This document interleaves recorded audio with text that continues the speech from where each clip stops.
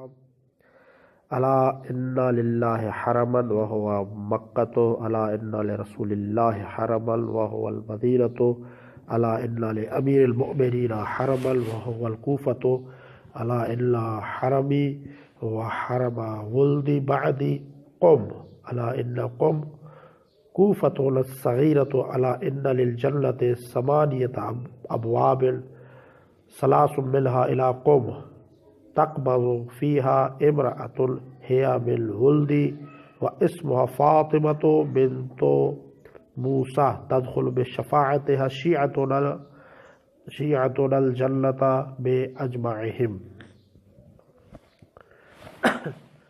جان لو کہ خدا کا ایک حرم ہے وہ مکہ ہے، اور پیغمبر خدا کا ایک حرم ہے وہ مدینہ ہے، اور امیر المومنین علی ابن ابی طالب علیہ السلام کا بھی ایک حرم ہے وہ کوفہ ہے۔ آگاہ ہو جاؤ کہ میرے بعد میرا اور میرے بیٹوں کا حرم قم ہے۔ جان لو کہ قم ہمارا چھوٹا کوفہ ہے۔ جان لو کہ جنت کے 8 دروازے ہیں، اور ان میں سے 3 دروازے قم کی طرف کھلتے ہیں۔ میرے فرزند موسیٰ کاظم علیہ السلام کی ایک بیٹی بنام فاطمہ قم میں رحلت کرے گی۔ اس فاطمہ معصومہ کی شفاعت سے ہمارے تمام شیعہ جنت میں داخل ہوں گے۔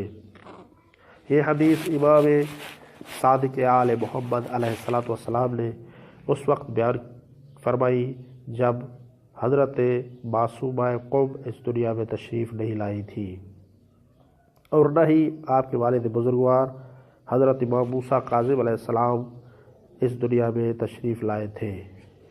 حضرت بی فاطمہ معصومہ کی زیارت کی بہت فضیلت بیان ہوئی ہے، یہاں تک کہ حضرت امام علی رضا علیہ السلام فرماتے ہیں من زار المعصومۃ بقم کمن زارنی، جس نے بھی قم میں حضرت معصومہ کی زیارت کی مثل اس کے کہ ہے کہ جیسے میری زیارت کی ہو، یعنی جس نے حضرت معصومہ قم کی زیارت کی جو کہ حضرت امام رضا علیہ السلام کی خواہر گرامی ہیں، اس نے گویا امام ہشتم کی زیارت کی، امام رضا علیہ السلام کی زیارت کی۔ البتہ زیارت کے کچھ آداب بیان ہوئے ہیں، ان میں سے چند آداب بیان کرنا ضروری سمجھتا ہوں۔ آداب زیارت میں سے ایک یہ ہے کہ زیارت کے پورے سفر میں گناہوں اور بیہودہ کاموں سے سختی سے پرہیز کریں۔ اگر ایسا نہ کیا گیا تو ہو سکتا ہے کہ یہ مانع قبولیت زیارت اور دوسرے اعمال بن جائیں۔ نمبر 2، مظلوم کربلا سید الشہداء حضرت امام حسین علیہ السلام کی زیارت کے سوا باقی تمام زیارتوں پر جانے سے پہلے غسل کرنا مستحب ہے۔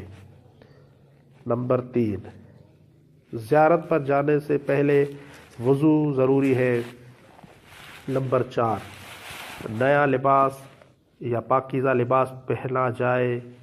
نمبر 5، خود کو معطر کیا جائے یعنی خوشبو لگائی جائے۔